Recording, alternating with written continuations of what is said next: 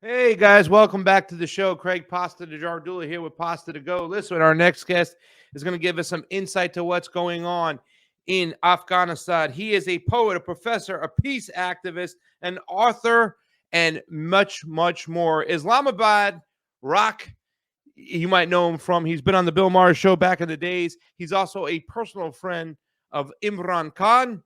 Salman Ahmad is here, ladies and gentlemen. Hey, Craig, how are you doing? Good, man. Thank you for coming on the show. It's a brand new show. We're trying to work out the kinks, trying to just keep moving forward and do our thing. And it was great having you on the Jimmy Dore show. You were my first guest that I had on, and you got to educate a lot of people on what was going on in Pakistan and what was going on with Imran Khan. So thank you for returning and coming on with me today. Well, congrats on the new show. I like the suit and tie. I like the new look. It's awesome. Thank you so much. So let's get right into this. This is a crazy situation right now. And I want you to explain to us the other day, I think it was last week, it came out that Imran Khan, who was thrown out of office pretty much uh, by a coup, a backdoor coup. It's been discovered at one point. We didn't know exactly who it was. We thought it could be an in-house situation with the generals and Imran Khan, but it turns out it was the United States who had him removed. We saw this through a cipher, and it turns out that they didn't want him in office. So now that we know all this information right now, can you explain to us why, first, before we get into the election and the sentencing of Imran Khan and his wife, why the United States doesn't want Imran Khan to be the president of the United States? And let's go full screen on Salman for this. So, Craig, you got to go back 2 years, February of 2022. Imran Khan was the Prime Minister of Pakistan. He had been scheduled to visit Moscow to meet President Putin. And this was, scheduled for many months in advance. It wasn't like a last minute thing that he's just decided that I'm going to go to Moscow. Now, what happened was that the day he arrived in Moscow to meet Putin, that next morning, Putin decided to invade Ukraine. So what happened? The conversation that Imran Khan had with Putin was on basically two things, domestic things. Because of the the ravages of the pandemic, COVID-19, Pakistan was hurting economically, and so he'd gone to Putin to ask for a better deal on oil and wheat. Okay, but now the fact that he found out that that was the day that Putin was invading Ukraine, he made it very clear. He said, "Look, wars don't solve anything, and Pakistan's not going to take any sides, either Ukraine or Russia. But what I can do," he said to Putin, was that I would try to bridge the gulf here, because find a peaceful solution. Why can't we work this out? And but him going to Moscow pissed off the United States in a huge way, because just a few weeks later, the Pakistani ambassador at that time, Asad Majid, was in Washington. Donald Lu, State Department diplomat, had a meeting with him and said to him that, look, we're very unhappy with Prime Minister Khan's visit to Ukraine, and we feel that his aggressive neutrality, I don't know what that means, aggressive neutrality, that he didn't pick a side in this fight, it means that he's not with the United States, and that this was his unilateral decision to go and meet Putin, which was BS, because it was the entire state of Pakistan. This visit was planned for many months prior. So basically, he told Donald Lu told Ambassador Asad Majid that, look, if you get rid of your prime minister, all will be good. But if you don't, things are going to be really bad for Pakistan. So what happens then, Craig, is that the general, his own army chief, Imran Khan's own army chief, General Bajwa, he was the one who had actually thrown Imran Khan under the bus, telling the Americans that he's anti-American, that this is all his doing, going to meet Putin. So he then took the knife and stuck it in his back and toppled his government. You know, Yeah. so that was 2 years ago, April 9th, 2022. His government was toppled, and he's been in the wars since then. Yeah. But it's not a reflection of how his people feel for him. I mean, seeing people get in the street for the PTI and for Imran Khan has been amazing. It's been so uplifting to see so many people stand behind this man. And I've said this before too, as well. And I know there's a lot of people who think I'm delusional, but I'm always looking for peace between Pakistan and India. And when you have a person like Imran Khan, and even a person like Narendra Modi, what I'm trying to say is that these aren't the normal oligarchs' choices of who normally runs these countries, right? Imran Khan was a cricket player, and you played cricket with him at one point in your life. And Narendra Modi, I believe, was a tea salesman, or was it candles or teas? I can't remember which one. But they're not, he's Yeah, not part of yeah. the old school Gandhi party you know. So I thought if there was ever a chance of peace, it would be these two. Now, just let's put that aside for 1 second, because I want to talk about one thing real quick. When you were saying when it came to the United States and Pakistan, it seemed like that was the last straw of him going to see Vladimir Putin. And not so much going to see Vladimir Putin, but like you say, refusing to take a side and say, we're going to be neutral. This is something that Imran Khan has said many times before, where nobody's, lackeys. We're going to remain neutral. We want to remain neutral. We're going to remain neutral. What were the other straws in which Imran Khan ruffled the feathers of the empire of the United States? Is it, in your opinion, the fact that he's just one guy that they can't control, or are there other reasons that you think the United States was ticked off by Imran Khan? Well, Craig, for your viewers, it's important to understand that since Pakistan and India got independence from the British, right? There was British India before 1947. They both got India got its independence August 15th, 1947, and Pakistan August 14th. Now, since that time, 1947, because Pakistan was this fledgling moth-eaten state, it was hardly a nation. The United States, really, the thing is, was its earliest allies and its benefactor from the beginning, right? From 1947 onwards. And once the founder of Pakistan died in 1948, Jinnah, Muhammad Ali Jinnah, it was the Pakistani army which dealt with the United States. So for 76 years, the Pakistani army and the army chief, more importantly, the army chief who is like a super king, they would call the shots on foreign policy, on all the big deals. They would call the shots. And just to give you an example, since 1947 to now, there have been 24 prime ministers, right? Civilian prime ministers. Not one of them has been allowed to complete, 5 years in office. So it's Yeah. basically the military calling the shots. What Imran Khan was he's an independent, free-thinking man, and he said, "Look, I will work with all the institutions, including the army, but I call the shots. The people voted for me, not for the Yeah. army, not for the army chief." So that's where here was the thing where the U.S. also was confused. That, by the way, when Imran Khan came to the U.S. in July of 2019, he hit it off great with President Trump. They had a one-to-one relationship, which scared the hell out of the army chief, because this is the first time a civilian Pakistani leader was one-to-one with a U.S. president. Yeah. And so then, Trump lost the election and Biden came in. And that was the time when General Bajwa told the Biden regime that Imran Khan's bad news. He's anti-American and he's not to be trusted. So he really threw his own prime minister under the bus. Yeah. Yeah. Isn't there too another reason, a necessity and a peaceful reason in which Pakistan needs to have a relationship with Russia? I mean, being so close to them in that region. I mean, it's not off the wall to think that if Pakistan's going to be a neutral country and not pick any sides, right? And I mean, I want to say they're neutral, but there is a relationship with Pakistan and the kingdom, right? With Saudi Arabia. But when it comes to Russia, isn't it just a logical, isn't it logical that the fact that Pakistan needs to have a relationship as a trade partner for Russia for cheap energy, for goods and services?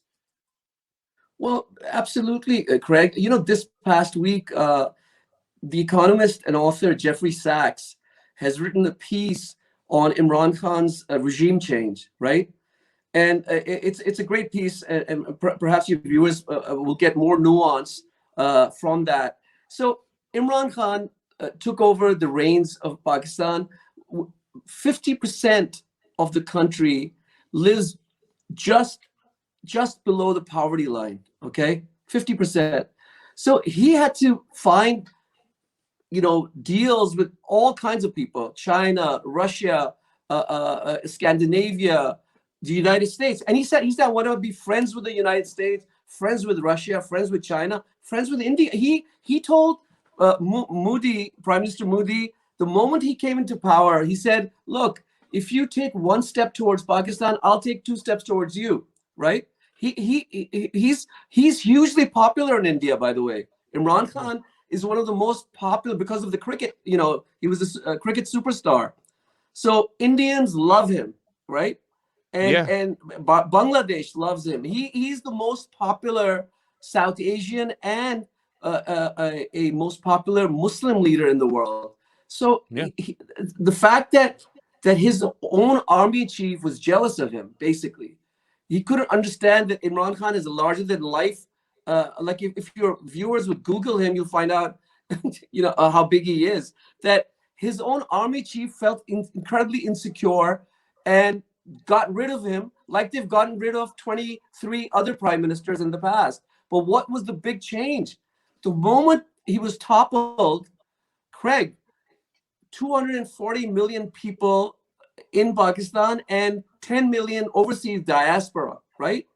They just said, not over our dead bodies. They just came because they realized he's a guy who was doing good, building hospitals, building universities. He wanted to make it a welfare state, right? Growth. Yeah. He really wanted to take care of his own people, and they loved him for that. Take a look at this real quick. Sorry, Jamie, if you could take that down. Pakistan's former Prime Minister Khan and his wife sentenced to 14 years in jail. It says the former Pakistani Prime Minister Imran Khan and his wife, Bushra Bibi, have been sentenced to 14 years in jail after being found guilty of corruption. The couple were also fined 787 million rupees, which is about 2 million each, in the case known as, and you could probably say this better than me, Toshaka Khan and Bibi were convicted of selling state gifts for an undeclared profit while in office. According to Pakistani's anti-graft watchdog, the couple received 108 gifts with some worth millions of rupees. The watchdog alleged that many of these gifts had been sold illegally or kept by Khan and Bibi while Khan was prime minister from 2018 to 2020. The legal proceedings followed investigations that have uncovered evidence of the couple receiving jewelry from the Saudi crown prince, which they kept illegally. The couple are now banned from taking any role in public office for 10 years. I think that's what this is all about. This is the second jail sentence issued against Khan in 2 days. On Tuesday, the former international cricket star was given a 10-year prison sentence on charges revolving around leaking sensitive state diplomatic documents, which are thought to have been lost while in his possession. It is unclear whether the two sentences will run simultaneously. And it talks about the Pakistan elections. But let's bring in back in Salman.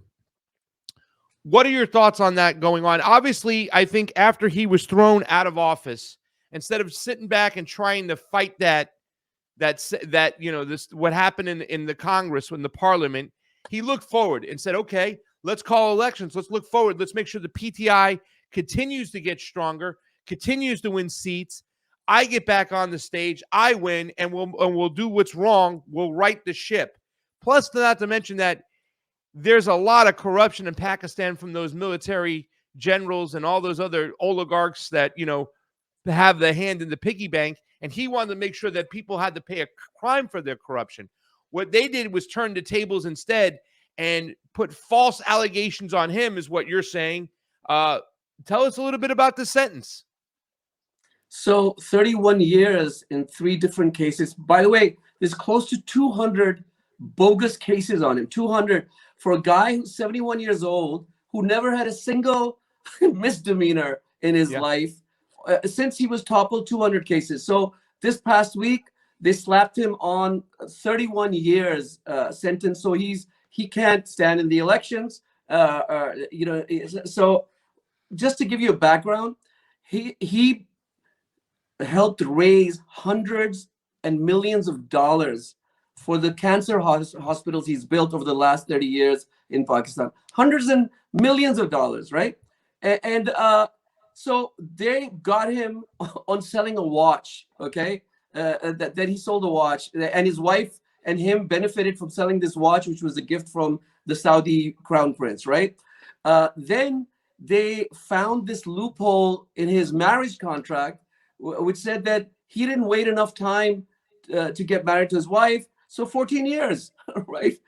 And then there's the leaking of secrets.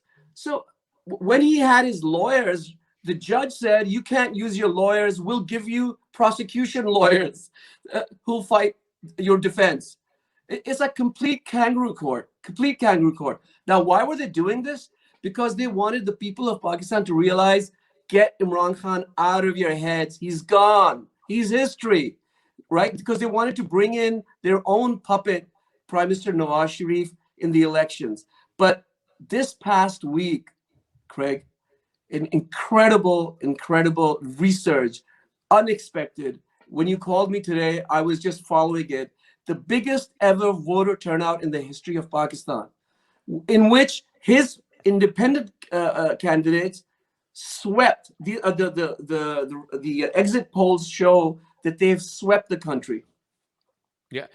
You know what? Let's forget about this next article, Jamie. Let's get to one of the videos that Salman sent me with Ryan Grimm.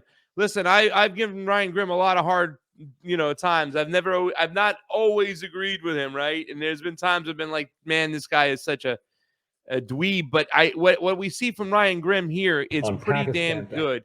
Take a look at this. This is at the State Department. Ryan Grimm. I'll get to a better background. There you go. On Pakistan, thank you for taking the question. So far, the preliminary results have Imran Khan's party, I think, at this point, with leading in 136 districts. That's 3 times the next closest one. You're now seeing reports in Pakistan of 2 separate things. One, the army is in the streets, the police are in the streets, they're surrounding polling stations, and you're seeing a lot of reports and videos of efforts to change the votes. They're kicking election officials out. There's a lot of concern that number 136 by tomorrow morning in Pakistan could be pushed down lower.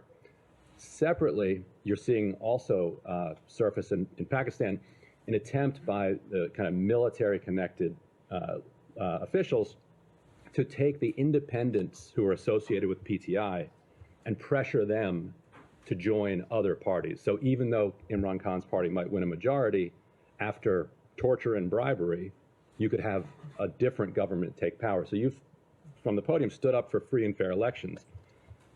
But free and fair elections are one thing, but if you torture your way to a majority after that, that doesn't quite live up to kind of the values that you were stating from there. So this seems like a pretty pivotal moment for kind of America and Pakistan relations. Look, Ryan, the thing about preliminary results is that they are preliminary, and I am not going to get ahead of any official results, and so I'm not going to comment or speculate further on what a government could look like, what the makeup could be, or anything like that. So you would be okay what I will just reiterate again is that we condemn all instances of election-related violence, even some of the kinds that you are describing, that took place in the weeks preceding the election as well as on election day. We also believe that these kinds of actions have affected a number of political parties across Pakistan. And we're also concerned about the steps that were taken to restrict freedom of expression, specifically around internet and cell phone use. But again, I'm just not going to just real quickly, speculate on results or government makeup.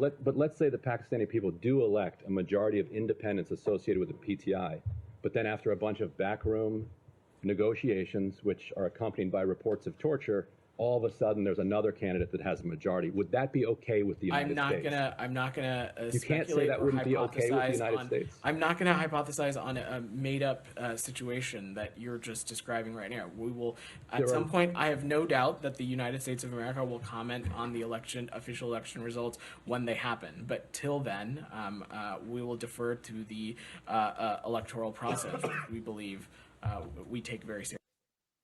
And listen, just really quickly, Jamie, play the next video because he said made up, whatnot. He was implying that Ryan Grimm was just making this up. But show the next video really quickly because exactly what Ryan Grimm was saying, we see with military surrounding a lot of polling places and whatnot. Take a look at this. ये आप देख रहे हैं जी, Pakistan army ने हम सब लोगों को पीछे कर दिया। पीटीए के वोटर सपोर्टर इधर खड़े हैं अपने वोट के पहरा के लिए। अभी थोड़ी देर पहले इधर गजाली सलीम भट्ट आए थे, उन्होंने ठुड्डे शुड्डे मारे हैं इधर दरवाजों को। अब ये पाकिस्तान आर्मी आ गई है, इन्होंने हमको पीछे धकेल दिया। ये लोग खुद। So, Salman, we have a history of civilians that are not in the military running for office, not getting to finish one term, some of them getting jailed, some of them getting killed. It's crazy. Are they going to allow the PTI, because the PTI is really gaining a lot of seats here and a lot of momentum, and then the fear is that the PTI gets a hold of the power, they can then, correct the wrongs of the criminalization of Imran Khan, right? Pardon him, let him come back into power, and allow the choice of the people. Because if anybody sees the protest and the people getting out in the streets for Imran Khan, it's massive, massive. The people love him. Are they going to allow this to happen? And what are your thoughts right now? Because listen, it seems like Imran Khan is like, let's take the peaceful way, let's do this that way. At the end of the day, if you make a peaceful revolution impossible, you make a violent revolution probable or inevitable? Is that the term? What are your thoughts? Yeah, Craig, JFK said that when you block all the roads, then people resort to violence. But you see, you have to understand that Imran Khan is unlike any other leader that Pakistan has seen in 76 years. He didn't come from a political background. He was an athlete, a superstar athlete who won the World Cup for Pakistan. Then was a humanitarian, building cancer hospitals. 75% of those, the cancer treatment would be free for the poor. And so he came into politics 27 years ago to change the system. His party, PTI, means the Movement for Justice. The Movement for Justice. So now in the last 2 years, Craig, since he was toppled, the massive crowds led by women, 50% of Pakistan's 240 million are women. 60% of Pakistan's 240 million are youth under the age of 30. So this is a huge catalyst for his movement, and 150 million smartphones. With the communication, the traditional way that the military used to, beat down on people was to clamp down on the media, the mainstream media, and people wouldn't know what was happening. But that's changed, revolutionary, because of this social media. And Imran Khan, when he was thrown into jail, after 3 failed assassination attempts, surviving 3 failed assassination attempts, he was thrown in solitary confinement. His popularity rose even higher since he's been in jail since the 5th of August. So the army doesn't really know what to do. And I've been his friend for 40 years. I've had my relatives tortured, abducted, me blackmailed, leave his, renounce my support to him, give them my Twitter password. We said, F off. No way, So what they are now dealing with is all the traditional way of rigging elections, which they might do tonight. Tonight, right now, it's it's the middle of the night in Pakistan. They might be manually, bringing, basically the way they've been rigging it. But what they haven't been able to do is to stop the people from taking pictures. That video that you showed about the military, right? These are all voters who are making these videos and uploading them on WhatsApp and Twitter. So it's going to be very difficult tomorrow for them to say that, well, no, these preliminary polls were wrong, and actually our guy, our puppet, Prime Minister Sharif, won the election. People will freak out. Now, what he has always said is he's like a Gandhi-esque, Nelson Mandela-like leader. Said no violence. We can't fight through violence. We have to be tenacious, but through legal activism, judicial activism. Salman Ahmad, thank you so much for coming on the show. Please keep us updated. Good luck. I don't know what's going to happen. It's kind of crazy. I get it. But I think about Mossadegh, right? And Mossadegh was overthrown by the CIA, and he wanted to keep the peace. And the next thing you know, the Shah was in power for many, many years, and there was a lot of violence in that country. Had Mossadegh rose up and said enough is enough. I look at Peru with Pedro Castillo, and the people staying in the outer rims right now, the indigenous people not coming in.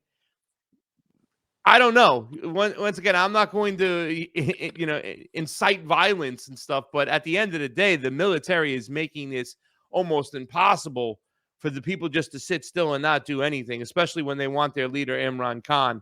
We'll see. Thank you so much for coming on, Salman. Thank you for having me. Good luck with your show. Definitely, brother. We'll speak to you soon. YouTube still plays those crazy games where they like to unsubscribe people for whatever reason. I don't know if it's part of an algorithm or whatnot, but make sure you're subscribed and make sure you hit that bell and like, share, subscribe to the show. We're going to have this whole show clipped up. We're going to do it the same way we've been doing it on the Convo Couch for many years. We do a whole show, a live show, and then we have certain segments. We're going to repost the segments out there so you can share the shorter versions of the subjects that you like or that you want to share. And that's the most important thing you can do. A lot of us don't have any coin to spare, but we can share, right? That rhymed. We don't have any coin to spare, but we can share. So do me a favor and share.